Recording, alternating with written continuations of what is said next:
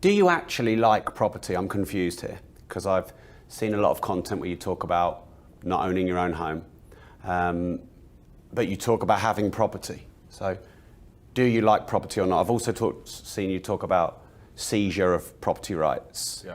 So do you like property or not? Well, firstly, the reason I say rent your own home is because it allows you to be flexible. I think that the most adaptable of the species survive, and rent is very flexible. It's flexible because, one, you can move easily. Maybe you get a job opportunity in Japan, you have to bounce. Or maybe your country's about to lock down because of the common cold and you don't want to be stuck in your house. Rent is flexible. Or you can move out and rent it out. Completely. Well, that's if you own it, right? We Yeah. go into that, but then you have to find a tenant. That's easy. Well, perhaps that is I've got easy. 1,250 of them. Okay, perfect. Then let me change it. Then perhaps you don't want to have anything to do with that country anymore and you have to sell it, and that's not quick, right? Another flexibility you have with rent is not paying it. I've got tenants who don't do that. You know better than me the law in the West. Well, yeah. You don't have to pay it for 6 months. Pro tenant, yeah. So you can just not pay it. Yeah. So maybe you're in a situation where... But you can also vet a tenant properly and then... Correct. Yeah. But what I'm saying is, we're talking about flexibility. Darwin said the most adaptable of the species survives. This remains true. If you own a home, you are obliged to do X things. You can't not pay the mortgage, you lose the home. If you own the home, you have to upkeep it, etc. I'm saying if you rent a house, you can move if you get a better opportunity. You can move if the government becomes tyrannical or if crime gets out of control or something happens in your area which you're never going to know. And thirdly, a serious option is not paying it. And I don't want people to misunderstand me here. I'm not saying don't pay your rent. I'm saying if you have some information, let's say, the bull run that just happened, all that crap's over. But people were making money from thin air for crypto. Let's say you had some reliable information from people you trusted. Let's say those people have been right 100% of the time, and they said if you bought a particular coin, it was going to 1,000x. You could have missed rent for a month. And you could have paid it later. That's flexibility, right? So flexibility is also super important. So I always say the average person should rent where they live. I know that's strange because not everyone can rent. Someone has to own it. The people who own houses need to own them the way you own. If you own 1,250, you're doing very well. The way I own a house, it's not a mortgage. It's just give me this, beep, put on the card, bang, done. I own it, done. I don't live there. There's no work for me. If I had to sell it, I'd never need to sell it quick. I never need the money fast. It's something. It's just an asset. But that's why I say most people should rent until they're wealthy enough to buy it in cash. If you can't buy a house outright in cash, you shouldn't buy it. And even then, if you buy it, you need to be very careful. You need to make sure that that government is never going to turn on you. That area is never going to become downtrodden. And also understand that owning a house isn't free. There's property taxes, there's maintenance, there's upkeep. A lot of the time, by the time you pay all that shit, it's not far off rent. Why would you not turn the bank system on themselves and get a mortgage on the property and leverage the bank's money and then have better opportunity cost of capital rather than buying houses for cash? Absolutely, sure, that is a way you could do things. But now you're indebted to a bank. And it's fine if you have money from the sky, you can make money anywhere, that's fine, right? But if you are working a job, let's say in central London, and you owe money to this bank now because you've done it this way, that bank has a degree of control over you. You can't just quit your job. You can't just move. Things become very complicated. It just destroys your flexibility. To answer your question earlier, I don't own any property. I don't own anything. I own this suit, and that's it. So I don't own any property. Some friends of some trusts with some companies which are registered from Singapore may own some property. Right. I have the keys to, but I don't own anything. So you have some assets under your control that are property, but you don't own them. I don't have any. The Matrix hates me. I don't have anything. But I have some keys to some houses. And yeah, of course, they appreciate. Of course, you can rent them. I completely get it. But the truth is this. Property, like many other things, is very successful for some, but for most, I think it wrecks them. It's player versus player, like I said, in everything. Doesn't matter if it's a cryptocurrency, which you buy at $1 and sell at $10. If you sold at $10, someone bought at $10. Someone gets wrecked. It's the same with property. You've done fantastically well from it. Congratulations. My property has never lost me a penny. Sorry, if I owned property, it would have never lost me a penny. Congratulations to me. But there's a whole bunch of people who get up, finish university, get a mortgage they can barely afford, work their ass off, pay huge interest rates, sitting there paying, and either a financial crisis comes and wrecks them, or they lose the home in the end because they couldn't keep up with the payments, or they finally get it paid off and they're so old that their life's fucking shit anyway. So property is not the be-all and end-all to anything. And in fact, I would recommend to most people, and if you look at most people's finances out here on the street, if you were to take 1,000 people who are watching this right now and look at their finances, 950 of them would be stupid to buy a house. There's 50, it's a good idea.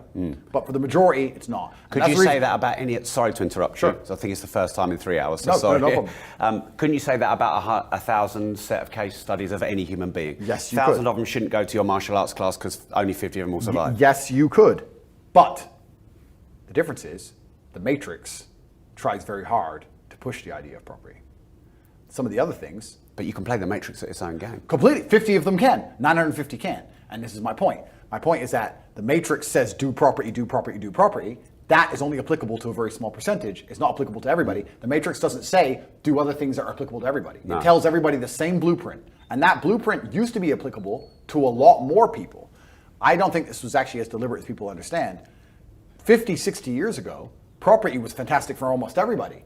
1 year's wage, you get a house. That house cost 75 grand. Now it's 450 grand. Fantastic. You did good. Absolutely. It's different now that the house is 450 grand, you're earning 40 grand a year. Now it's a very different scenario. So when your parents or older people say, yeah, do property, it was great back then. Now I don't think it's nearly as competitive as it was. I think that the rich are getting richer and the poor are getting poorer. I think the poor are getting outpriced of most assets. I think that some of the biggest mistakes poor people can make or middle income people can make is chase assets they can't simply can't fucking afford. And the only way they can do it is to indebt themselves to a bank with interest and enslave themselves for X amount of years, destroy their flexibility to try and pull off owning one property, and owning one ain't gonna make you rich anyway. You gotta own as many as you do. And what I'm saying is, there's a small percentage of people who benefit from property, just like there's a small percentage of people who benefit from crypto or stocks. How many people lose in the stock market? Most. Exactly. How many people lose in Forex? Nearly all. All, correct. Yeah. So this is the same with every investment. The reason I'm only attacking property is because property is the one everyone says is safe as houses, good for everybody. No, it is not. It depends on your circumstance. That's my problem with property. In my scenario, or your scenario, how can we lose? If I buy a house for $5 million and I'm never, ever, ever going to need that money, I can wait until the day I die to sell it. Then I'm always going to make money. I go, oh, the property prices have crashed to $3 million. Then I don't sell it. Yeah. Who cares? It doesn't matter to me. If I had a mortgage on it, it'd matter. If it was my only property, it'd matter. If inflation is 20%, my wages are going up 1% a year, all this shit matters. But not to me, not to you. We're the 50. But 950 people here need to join the real world and learn how to make money a different way. Because we teach you how to make money with nothing. If you make money with nothing, you can't lose. That's the beauty of it. You can lose if you invest in a house. You can't lose if you don't spend any money. But if you raise money from other people, because money is infinite and everywhere, and partner up with someone and put that into property, that's money out of thin air. And then you buy, hold, die, you can't lose. To a degree. And inflation. One thing we haven't talked about yet. You have good debt mortgages. Yeah. Inflation's paying 20% that down a year for you. Absolutely not true. And I'm not going to sit here and say that everybody who's ever bought a house is lost. I only talk about this because the majority of my audience are 18 to 25, 26. They're being told by people much older than them that they buy a house, they'll be financially secure. And I'm telling them that that is simply not the case. And also, there's a bunch of intangible disadvantages, like the absolute inflexibility of the house. I don't know in your experiences, but people I know have spent 2-3 years trying to sell a house. 2 years is eternity. Eternity. 2 years ago, we were locked in our houses. 2 years ago is forever. So if you're going to accept that degree of inflexibility, if you're going to accept that degree of obligation, I think for many people that is a mistake. I think there's better ways to make money, and I think that renting is a lot safer for people. Especially now we're living in a world where a lot of money is made online. I have some people who can make money online. If you're making money online, even living in a Western country is stupid. Go to Thailand. Live for a fraction. Be safer.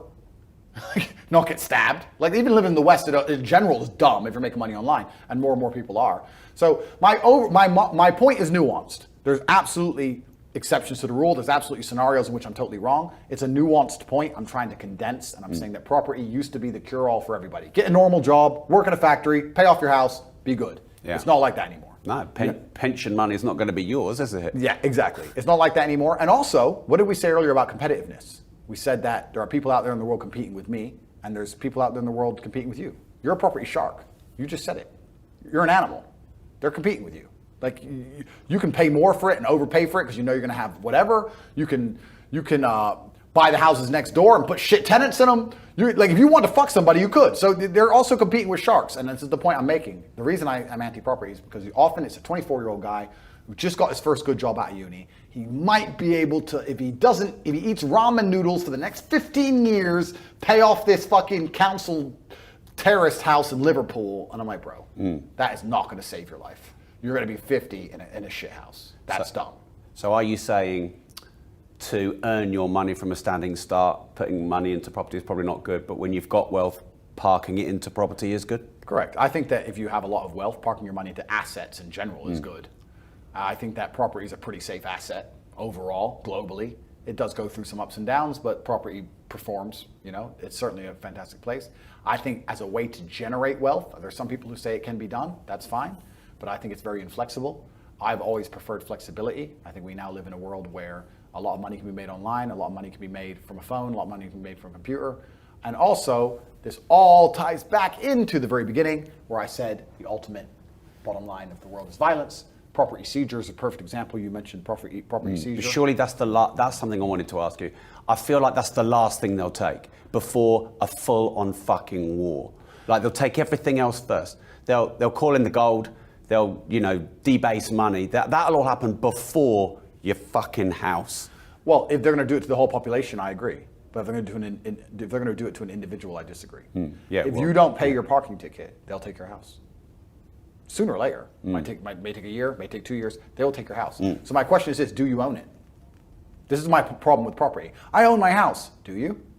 If they can take it off you anytime you annoy them? No. If you don't pay your mortgage for 3 months, you'll see you own your house. Yeah, that's right. If you don't pay your taxes, see you own your house. If you don't wear a mask when they tell you to and you get a fine for not wearing a mask and you think that's injustice and you don't pay the fine and they add money to the fine, then it goes to court, you're supposed to turn up, you don't, they send a bailiff, you tell the bailiff to get fucked, they will take your house. So if you don't wear a mask, they take your house. So do you own it? This is a philosophical question and you can answer. Do you feel like you own your property? Because I would argue that you don't own shit. Philosophically, I don't think I own anything. Well, I would actually disagree with that again. I think that there are things you can own in this world. Well, philosophically, though. You said philosophically. Okay. Well, like when I'm dead, I'll own nothing. Well, that's true. Okay, then it was a hypothetical argument. It's a hypothetical point I'm making. When people say I own property. No, I agree with you, because I answered your question philosophically. Yeah. Don't think I own anything. You don't own your own property either as a structure, that's all we'll say. No, I don't think I own my property. I think I own the income it creates. Correct. And the capital appreciation I get. I would say you own the income it creates when it's not in a bank, when it's in your hand for a while. You own it. Yeah. But yeah, well, I always take the income. The income comes to me. Now, obviously, if what happened to you happened to me, then you wouldn't own it. Then I could be fucked. Yeah, you wouldn't own the property. If you got canceled to the level I got canceled, you would own none of that property and you would not own the income either because your bank would be frozen. You would own none of it. What if the assets weren't in my name? Well, then you might be okay. But this is my point. My point is but you're a shark who can afford complicated legal structures. Joe Schmo is getting a mortgage in his name. But you teach Joe Schmoes to become sharks, don't you? That's what you do. That's the goal, yeah. But this is when I say I'm anti-property, it's because of the exact scenario I described earlier. 24-year-old buying a house, get a mortgage in his name, he owns it, and I say, listen, my friend, one, that's not gonna make you rich. Two, you don't even own it. But I mean, owning it though, like, what's that all about? Why does it matter if you own it? I like you have a lot of cars. I don't have 30, but I think I have 6 or 7. I don't own a lot of them. I don't own my Aventador. Yeah. I don't own it. I don't want to own it. Completely. I understand and that there's a financial benefit to doing that. I get it. But property is something different because your cars are a toy and property is supposed to be an investment. And the point is that the whole idea of home ownership is a false paradigm. They're I think we're now moving towards saying the same thing because I agree. I think selling you of getting into debt. The average American pays £600,000 in their lifetime in interest. The house that they've got you in debt in is a trap, and then you pay half of your money in tax, and then you pay £600,000 in your life in interest. Yeah. I think liberation is when you turn property into an investment. I agree with you. And for me, it's just a philosophical thing where I think that anything that can be taken off of you, you don't own. So for me, once again, you're in a unique scenario, as am I. But if you're Joe Schmo, owning it is never going to make you rich in any considerable, serious amount of time. 20 years from now, you might get hit by a bus. That's forever. I don't think that long term. All of my plans are 3 to 4 months maximum. And the benefit of renting it versus ownership, well, you can get kicked out either way, and you lose all your flexibility. What's the point? Now, once you sit in there going, I have $7 million in the bank, I don't know what to do with it. Sure, buy some property. Of course, put together a complicated legal structure and own some property. Absolutely. But I don't think that applies to most people who come to me and say, my mom said I should buy a house. Well, you're a dummy. Your mom did something that doesn't work anymore, and you're still a